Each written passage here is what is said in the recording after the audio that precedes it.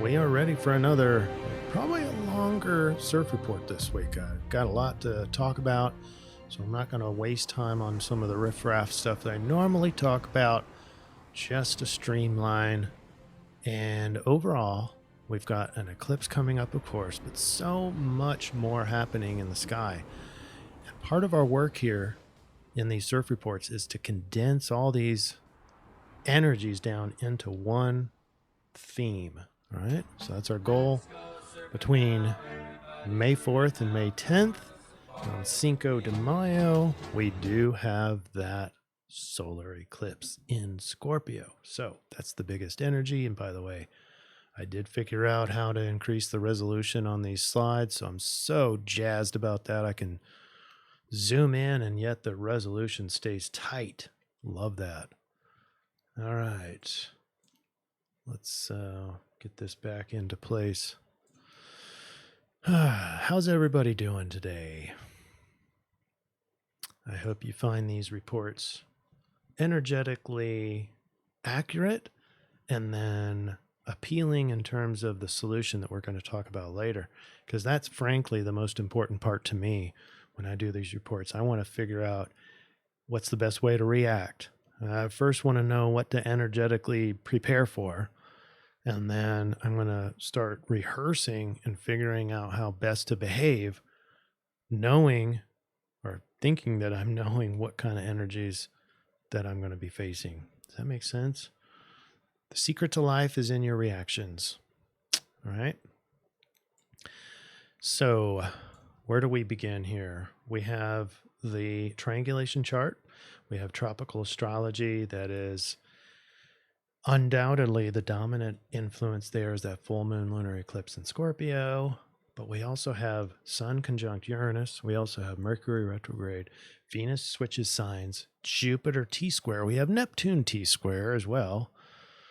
And so there's a lot there. And our goal in this influence section, the first half of our surf report, we're going to try and condense it all into one main feeling so that you can be confident and know what to look for energetically. The I-Ching says the Wanderer. Now, if you remember last week, we also had I-Ching 56, the Wanderer. So this is the second week in a row with the Wanderer. And every time I think Wanderer, I automatically think like Jupiter. And it just so happens Jupiter's got a T-square on it. Oh, first, you know what I skipped? I skipped the what's happening now in the sky, because that is important, because I might be projecting accidentally some energies. So I'm going to do that after this, and then we'll start the dream bot, all right? So the I-Ching 56, the Wanderer, this is 2 weeks in a row. It's not just Jupiter T-square. We've got Mercury retrograde, but all this energy in Taurus, the Taurus energy, particularly the unexpected nature of Uranus and ego Sun, makes it kind of like a wanderer, because when you're in change, it takes a time, a certain amount of time, some short for some people and circumstances, some very long in some people and some circumstances. But any change, you become a wanderer automatically. And a lot of people resist that. That's where we start having problems. There's some new stuff. There's change coming. That's Sun and Uranus. And then we've got the time aspect. So that's why overall we have the overlap in right in the middle. The overlap of all three of these is time wandering in the Scorpio eclipse. All right. Let me go through real quick what we have. Nope, wrong slide. Here's what we have right now as I'm doing this report. This is May 3rd at 10:23 a.m. And I don't know if you all noticed this, but right now, this past, I don't know, about week, feeling very, very behind, starting to get overwhelmed. And I remind myself, hey, both Mars and Pluto are in a fall. Pluto in Aquarius, Mars in Cancer. And so things are already harder. Things already take longer.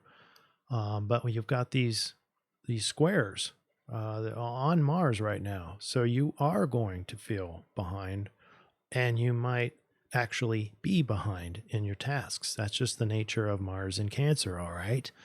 And I'm not saying that at you. I'm saying that to me, at myself, because I'm a get-doner person. I like to get things done, and a lot of them. I like to be efficient, and it's just hard. All right, so that's happening right now, and we'll talk about this slide later for the eclipse. All right, ready with that? Let's do this.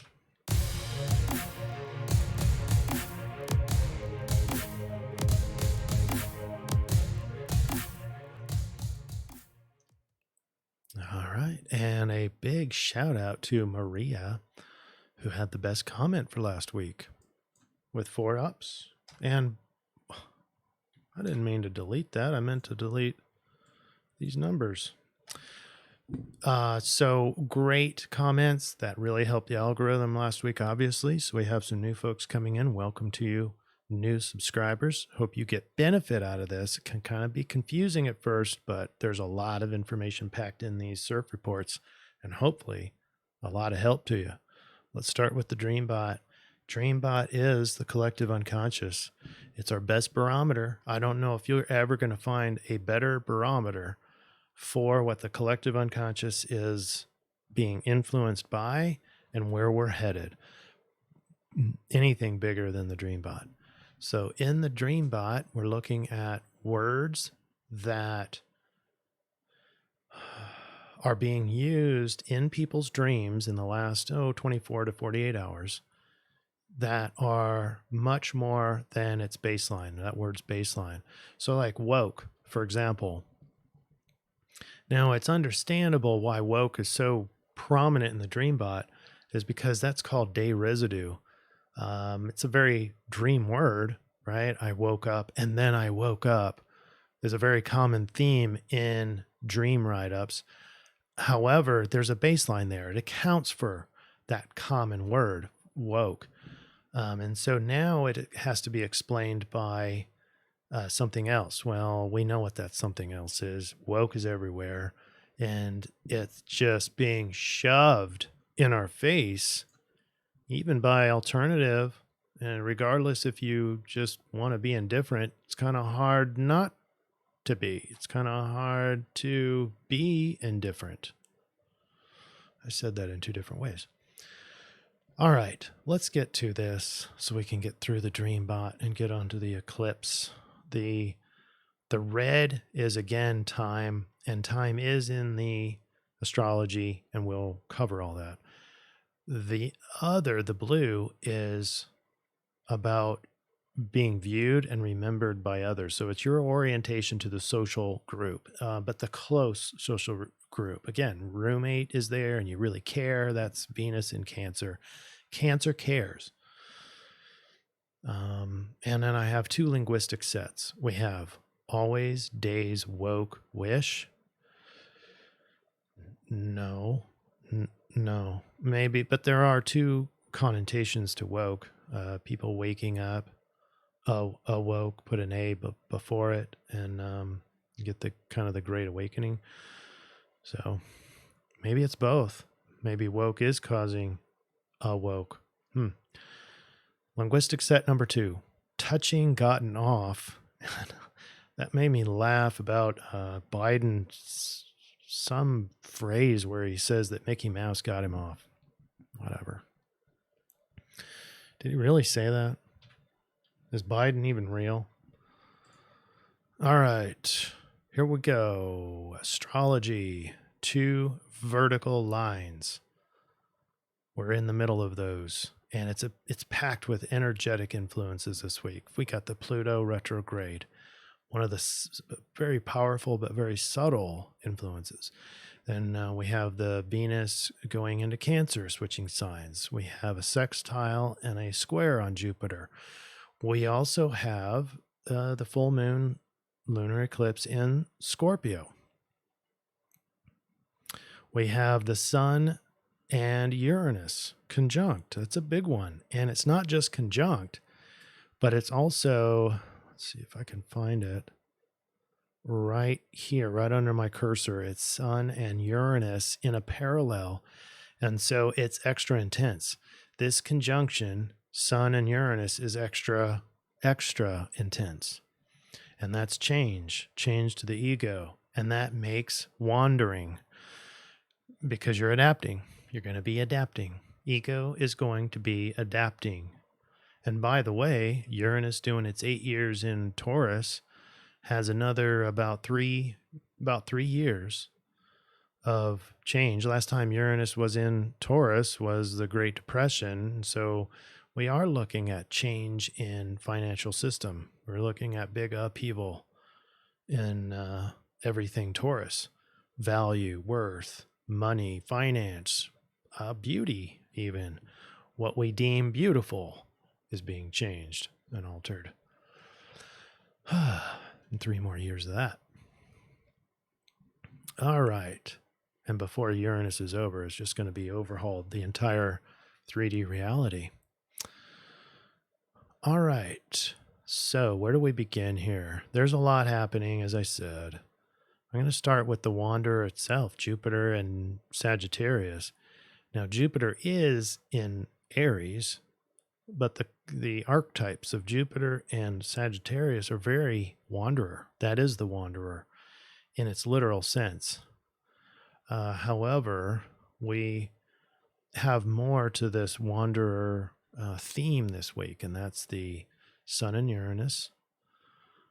Jupiter also has squares over to Mars, so and remember, Mars can get stuff done, but it just takes longer, and it's harder. It's like getting stuff done running in water. It can be done, just takes longer. Everything's heavier. Everything's slower. Have an interesting trine here with Mars trine Neptune. This will probably be the last time I talk about it. But it's easier to carry out your dreams, or it might be easy to escape because Mars is kind of running in water and just wants to escape. So it's easy to escape this week. So just keep that in mind, especially around to-do lists and getting stuff done. It's like you've been spending more than like a week and a half in this Mars and Cancer business. And it's just like, I just can't even keep up. Might as well not even try. That's kind of that feeling there for Mars, for your Yang side. We do have some answers for our solution on the Yang. But for now, just realize that weighs things down. Mars, trine, Neptune, and it causes you maybe to escape. We do have some financial opportunities here. Whenever you have an upheaval in the material world, or the change in worth and value, you also have opportunities. And especially now with a sextile between Jupiter and Venus, 2 finance planets. You've got Venus is more of the personal, kind of close finance, the detailed analysis there. And Jupiter is more of that optimistic wealth creation. So thinking a little bit more future oriented, but with a sextile there, it all comes together. So that's an opportunity if you can sit in that energy for a little bit. Now, it comes with that upheaval in the material world and worth and matters of value with Uranus and Sun. Okay, so the strongest energy currently on Thursday is still the upcoming lunar eclipse. And right now, on Thursday the 4th, the moon is over the south node in Scorpio. So it's regenerating all these past thoughts, past skeletons, maybe some scary past demons or experiences that we have put out into the trunk and locked it away. Well, those kind of come back right now. And so you can use that energy one way or the other. You can succumb to it, or you can shift your attention to nostalgia. It's going to be hard to get away from the past on Thursday the 4th as we head into the eclipse season, or not the season, but the Scorpio lunar eclipse. You are going to be faceful of past as the moon passes that south node. And so you might be inundated with negative rumination, maybe vengeance, maybe claiming victimhood. That's a common thing in this energy. So watch out for that. Watch what you say, because if it starts to sound too complaining, it's going to be you claiming the victim mindset. And so beware the victim, beware the perceived victim, right? So watch what you're saying. It doesn't mean victim is wrong. It just means you're probably going to go on the offensive if you're becoming a perceived victim, particularly from past experiences. All right, and then let's get into the lunar eclipse. We're looking at Friday, Cinco de Mayo at around 12:30, 12:34. We're calling the beginning of the penumbral eclipse is 15:13 UTC or 11:13 Eastern Daylight Time. So that puts me in Central Time Zone about 12:15, 12:13. And it is different because it has a course, and it ends, it's like a window, it ends at 3:31 p.m. Now, not everyone is going to see this, and that's what I had this for. So the lunar eclipse, might as well go full screen on this. Yeah. And this is the Asian continent. We got Australia, New Zealand, South Pole. But those folks are all going to see the total eclipse, going to see the whole thing. And it is a penumbral, meaning that it's a bigger shadow, but lighter. So it's not so dominant. The moon's not going to look so dark.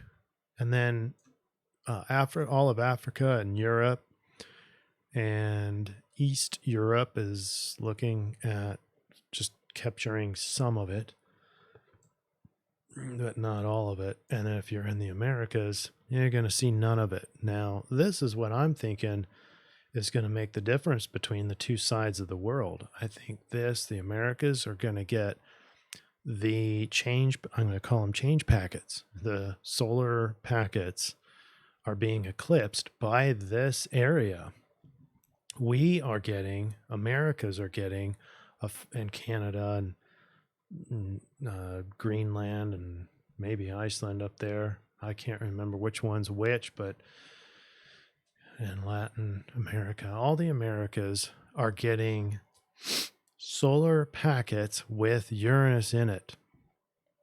Technically, you're getting some Mercury retrograde in there as well in those packets.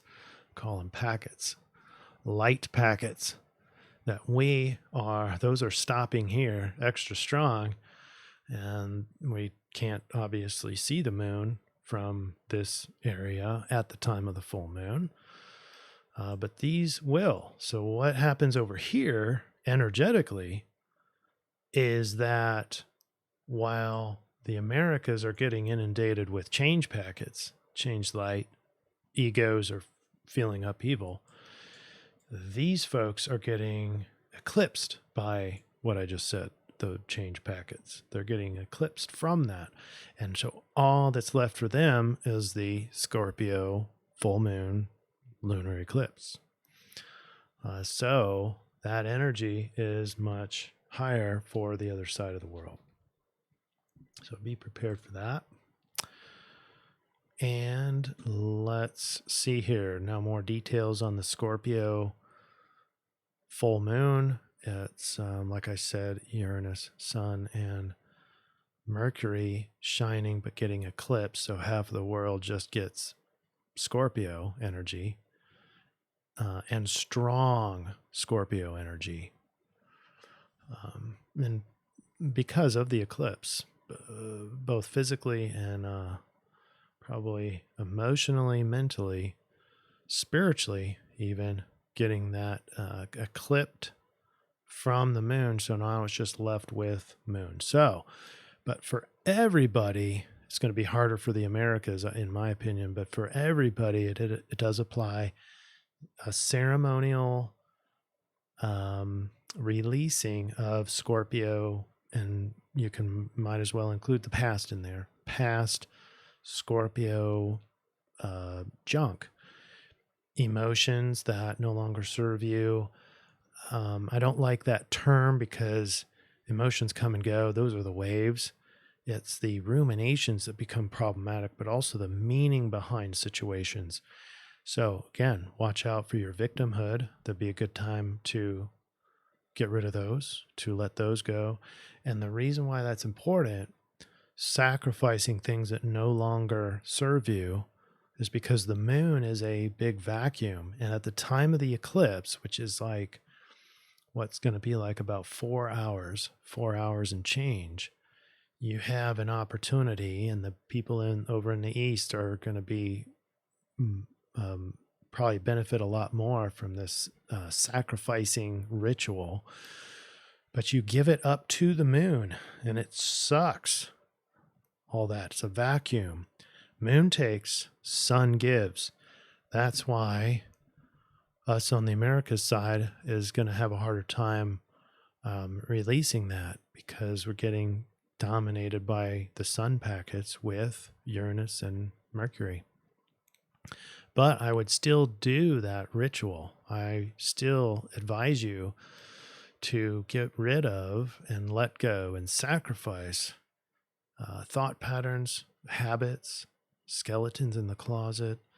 Releasing those to that full moon in Scorpio is a great time to really shed the toxic material that you've trapped in for so long. Get those out. And I've got a rhyme or reason. I've got a kind of a list of things, of recommended things to do, but that's your goal. And then there is that wanderer energy, that double square on Jupiter. This is kind of a longer alignment. Pluto and Jupiter, this goes exact in several weeks. And it's going to be, that square is going to be there. And so the wanderer energy is going to be a dominant one. Not the dominant energy today, but throughout the next few weeks, months, the wanderer is an archetype that will be part of the energetic layout. And so the penumbral lunar eclipse, people in Eastern Europe, Middle East, Africa, Asia, Australia, New Zealand, Antarctica, South Atlantic Ocean, and Indian Ocean, and the Pacific Ocean will see a deep penumbral lunar eclipse during the night of May 5th, 6th, 2023. All right, now moving on, post-eclipse, that energy stays elevated, for like a week. All right, but in addition to that, on Saturday the 6th, we are experiencing a grand water trine. So that kind of makes sense. We got a lot more mystical energy. We have a lot more like telepathy and gifts across any empathetic channels. And that's the water signs, Cancer, Pisces, and Scorpio in a grand water trine. But it is like running in water. It's kind of heavy, can be very overtaking. These the moon with the eclipse. Scorpio can be a very difficult energy for a lot of people, especially those who try to avoid it. That's what I've noticed. They don't learn how to be good in those big, strong energies, strong emotions, strong passions, vengeful. They don't want to acknowledge the darker side of those energies, the vengeance, the hate. That's in all of us, by the way. I'm not accusing Scorpios of being that. We all have the dark side, right? And Carl Jung called it the shadow. This is shadow work time. Shadow work time, and we'll have more on that in the solution. We're chewing on the past. This is Mercury coming into a conjunction in a retrograde towards the North Node. So this is your future-oriented time wandering mind and just chewing on past thoughts. That's the moon that has been spent so much time over the South Node and Scorpio. But Mercury over the North Node is using those past energies, the Scorpio past archetype, and looking at how those patterns will help predict the future. Sunday, the 7th, we have a double square with, which actually triple, Mercury, North Node, and Jupiter squared over to Pluto. So it's able, the power, that's Pluto, to transform the entire mind, because you have Mercury and Jupiter, but in context of your karmic path forward, in terms of your life path, in terms of your future in this life and beyond. And at 9:24 a.m. on Sunday the 7th, you have Venus going into Cancer. This is much more empathy. You care a lot more. When you care too much, can kind of be controlling, but we'll leave that out, but just be aware of that. Feeling more vulnerable.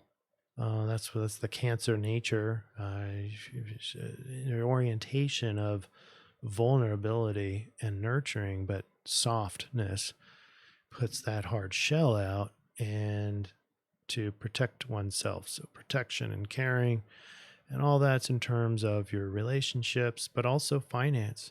Finance needs to be protected. Finance feels vulnerable. Worth feels vulnerable. Plus, it's changing with Uranus and Sun.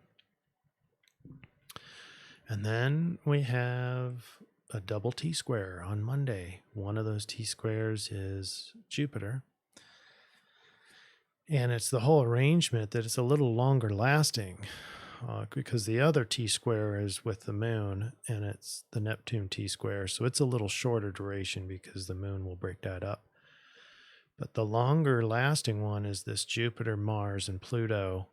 And Jupiter, the wanderer, is wandering, trying to find their power, his optimistic power.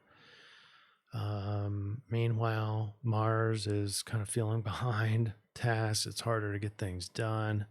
Might feel like giving up with that trine over to Neptune, which is in another T-square. But you're trapped in this Neptune thing. You're trapped in a perception of separation. That's the Pisces nature, is the challenge to feel connected. When Pisces are healthy and they feel connected, period. When they're not healthy, they feel separated. But so for those of you who are not experts into the Pisces energy, don't be surprised if you feel that separation in that trap. It's a trap. It's an illusion. Neptune is the master of illusion as well. So also escapism is another one. Drug use, promiscuous sex, gambling, addictions of any kind with Neptune. And it's a trap there. So there's a lot of focus energy, a lot of conflicted energy on those archetypes. And then the wanderer is kind of another trap, the trap of I feel powerless. Optimistic Jupiter feels powerless. It's the leader that kind of feels like they have no clothes on, so feeling much more vulnerable.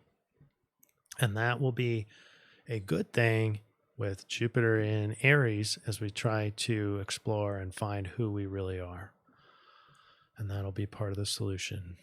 This is a big one. This is Tuesday the 9th at 2:55. You have Sun and Uranus, not only in a conjunction, but also within 17 minutes of parallel. So extra intense. This is not just your annual Sun going over Uranus. This is a very intense one, and it just so happens a trine over to the moon. And so that brings in a lot more energy into this mix, topsy-turvy, intense change, maybe intense insight as to who I am or what value I am. Because remember, Sun, ego in Taurus is about value and worth. And so this change is a change in that value and worth of self-identity. So very emotional. And so that let the emotions aid and nurture the change that you see within. Shift in ego, your ego path, and possible new emotional goals because Moon is in Capricorn. Ego has to adapt and has a yin dominant gibbous moon to help accept the changes. The gibbous moon, that's Moon in Cancer. So it's time, just a general recommendation for your behaviors is take the foot off the accelerator and start to coast until we get to that last quarter moon. And that's where you're starting to take your foot off the accelerator completely and put it over on the brake. We're going to start braking and relaxing, rejuvenating, all the yin kind of things, but that's for later. And then Wednesday, not too many changes here. We've lost the T-square on Neptune, so that's cool. Less escapism warranted here, but you're still going to have that energy with the trine over to Mars. Mars is kind of overcome with overwhelm and things are heavy. And I'll never get my to-do list done. Getting behind, all that feeling. All right, that was the astrology. Let's shift over to what the I-Ching says. Notice the I-Ching has no change lines, so that means the solution is also 56, the Wanderer. We're going to read through it once for the influence. The twin houses of mystery and discovery rule any journey we take. And that's why we included Sun and Uranus in this discussion, as well as the Wanderer itself, Jupiter, but also the eclipse and time mysteries, time discoveries. Even in the past, we can discover. So all through time and your timeline, I'm open to the idea of jumping timelines. Are any of you planning a timeline jump, or how do you navigate those? And then what do the eclipses do to those?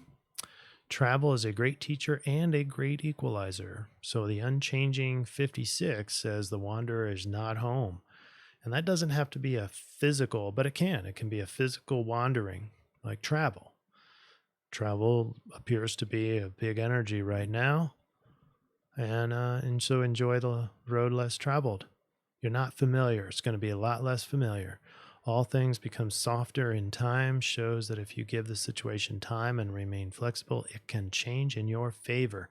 What that other way to say that is, the more that you can accept on these things that you find, curiosity and openness, but the more that you accept, the more that you can orient to the positive part of what you're finding out in your exploration.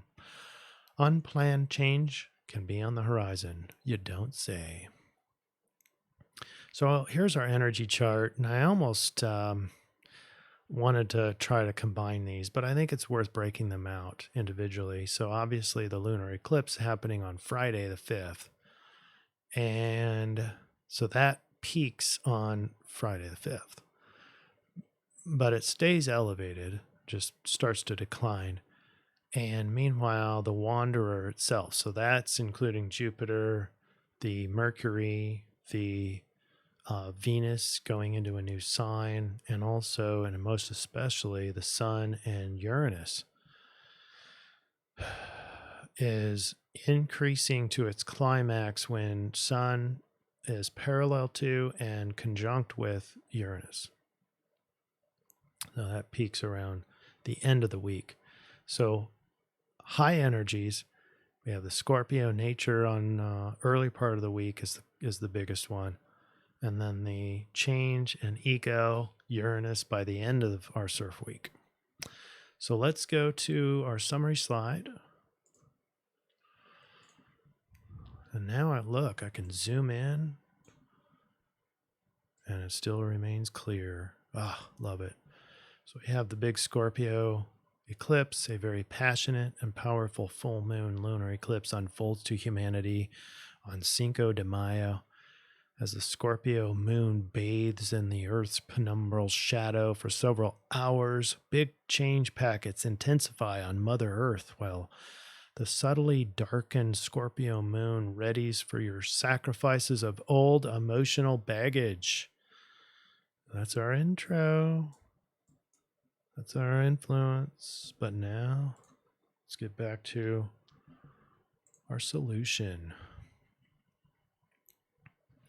Transitioning to the solution, here again we have, because we didn't have any change lines, we have 56. And now we're reading this in terms of the behaviors. So that's the solution. Increased caution and discernment becomes the keys to not only success, but to survival. So there is an element of survival, and the ego will naturally do that when it's intensified with Uranus. Be sincere, flexible, and demanding and undemanding rather than stubborn. That's hard to do when you've got a Taurus primary energy. Get rid of attitudes and habits that could encumber you and make you too conspicuous, too outsider, right? Try to fit in just at least a little bit, but not wear too much of a mask. That's a delicate thing to do. Not a favorable time to enter into binding agreements or to start new enterprises. And that also matches Mercury retrograde and Venus switching signs. And though being the wanderer offers you a certain freedom of being judged by your history, there's that time again, you also have no history to fortify you. So now you're just left with, here's me in the present moment. It's important. Pay close attention to local customs and honor them. We put our conversion chart, we put the Scorpio lunar eclipse in, and we get hexagram 1, gate 1 of the rave, and we get sidereal Libra. Let's start with the rave. This is the creative. This is the yang force. Creation is a primal force, the energy potential to manifest inspiration without limitation. You're going to love this. This is line 2 of the rave. Love is light. Requires the required harmony between established values and ideals that enriches inspiration.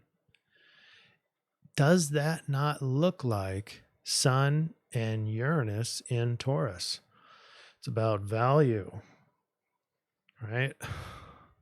And learning about yourself, but in terms of your worth. And so inspiration is with Uranus. Self-expression conditioned by ideals and values. All right, enough of this. It's all hypothetical. Let's get into our solution slide. And by the way, if you have any problems with finding inner peace, I recommend going to Intervention Therapy. They also have a YouTube channel, and Angie is planning on doing sometime down the road some new interviews. So go ahead and subscribe on that YouTube channel. All right, here we go. Whew, there's a lot of words here. Sorry, it's so confusing. All right, so I direct you over to the I-Ching. The Wanderer says, remember on this slide, we're looking for the summary, just the main gist of how to behave in this week. So in that vein, we've got the I-Ching 56. So being flexible, but being authentic, being undemanding instead of stubborn. You're not advised to start any new binding agreements, and don't allow yourself to feel entitled. The rave mandala is gate 1, the creative, and line 2 is love is light. Ideals that enriches inspiration. Okay. But a big focus on values. And then Sidereal Libra, diplomatic and balanced. All right. So our overlap says this week marks a huge opportunity in your soul's advancement. The overlap with the I-Ching and the rave is the true urgency with authenticity, ideals, and values, specifically at a very deeply core level. This is equally matched with a full moon lunar eclipse in mid-Scorpio, which is a perfect time to sacrifice those unhealthy patterns, unhealthy passions, skeletons in the closet that never or no longer serve you in your new higher states of beingness.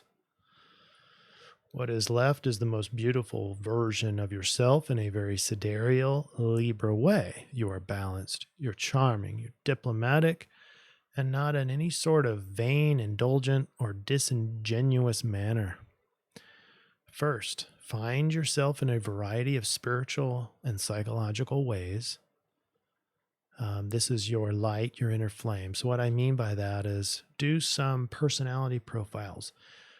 Read about like a Enneagram, ENNEA, Enneagram, where you've got 9 different types. Find your type. Seek deeper understanding of yourself. Get an astrology reading. Learn about more of your chart. Find out where your Venus is in your natal chart and see what your relationships might be like.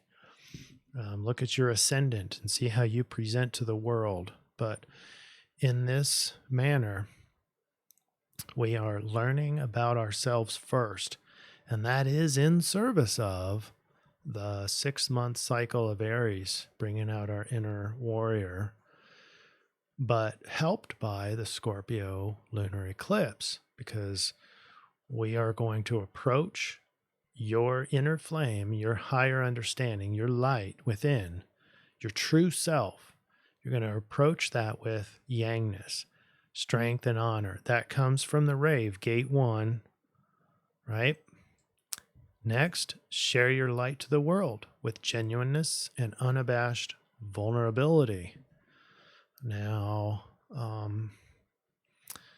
this is the Libra influence. So, but it's important to know who you are first. You're just bringing more understanding to yourself, of yourself, within yourself.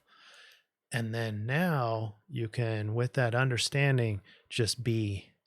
You're just going to be out in the world. And that is just emanating. You're not going to try to emanate something. You're definitely not going to try to emanate something that you're not. It's just being, and that propagates outward in a poised and balanced way. So instead of a phrase, I decided to put just a to-do list here. This is recommended. Obviously, are not required to do any of this, but I recommend, given all the things that we are offered here this week, number 1, a ceremonious release of past skeletons at the eclipse. We can include past patterns, habits, anything within that no longer serves you or weighs you down. These could be beliefs. These could be, if you want to correlate it with Taurus, can be the things, the values, maybe old passions. Match that with Scorpio, since this is Scorpio lunar eclipse. Passions in the past, maybe that weighed you down. Maybe addictions kind of look like passions at first. Number 2, then self-exploration and understanding. So finding some personality profiles, or doing maybe a introspective meditation, some sort. Maybe a past life regression would be a great thing to do for this number 2. Lots of opportunities for better understanding of self. That's really the goal here at number 2, better understanding of yourself. And then without trying, you're just going to be out in the world, and then that will emit authentically, pristinely authentic to who you are, an expression of your heart, not your head. You'll get headaches with this energy if you try to come at the world with your mind and try to mind it out and think about how to talk. I'd rather just be out in the world knowing who you are. That's the goal. And what that'll do is how to be a good wanderer. Open-minded, accepting of other people's customs and values.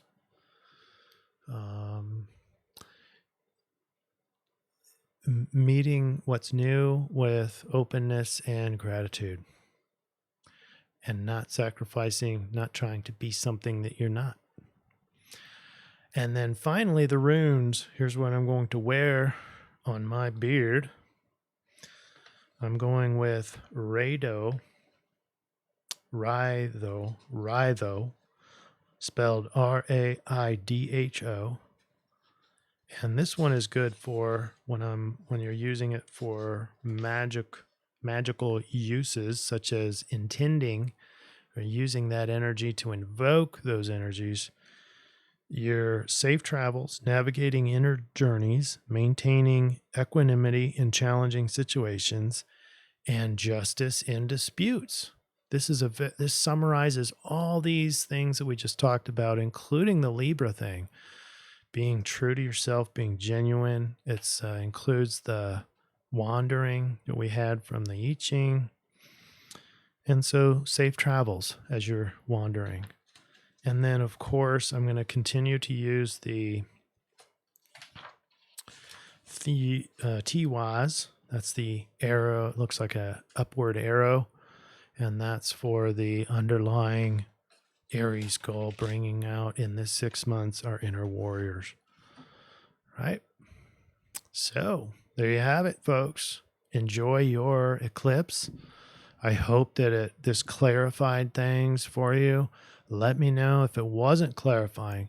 Let me know if you need better synergy, better understanding of what you need to do, because both of those are important. What to feel and then what to do. What to feel is going to be change and wandering, and time is a big issue here. And then what to do is ceremony to release your past skeletons in a very Scorpio-esque way. And then self-exploration, learning, really understanding who you really are. You're not your past. You're not your habits. You're not your beliefs. All right? So go deeper into that. And then emit, to just go out into the world, wander out into the world. And there you are automatically emitting your genuine self.